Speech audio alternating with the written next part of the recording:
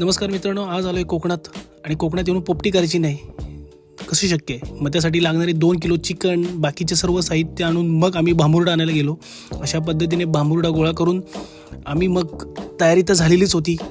मग आमचे बंधू मंगेश पवार यांनी भांबुर्ड्याचा एक लेअर लावून त्यानंतर चिकनचा लेअर लावण्यात आला आणि मग त्यानंतर 1 डझन अंडी आणली होती. तीसुद्धा अंडी अशा पद्धतीने लावून पुन्हा तेच भांबुर्डा लावून पूर्ण कम्प्लिटली पॅक केलं.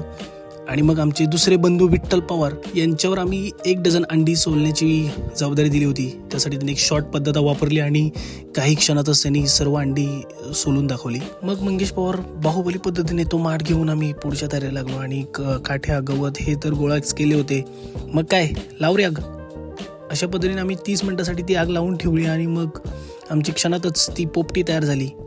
आणि मग सर्वजण त्या क्षणाची वाट पाहत होते आणि मग सगळ्यांनी तो खरपूस समाचार घेऊन ताव मारला. तुमच्याही गावात अशी पोपटी तुम्ही तयार केली असेल तर नक्कीच कळवा कमेंट थ्रू, आणि गावाचं नाव पण आम्हाला सांगितलं तर जास्त आनंद होईल. लाईक करा, कमेंट करा, शेअर करा. धन्यवाद.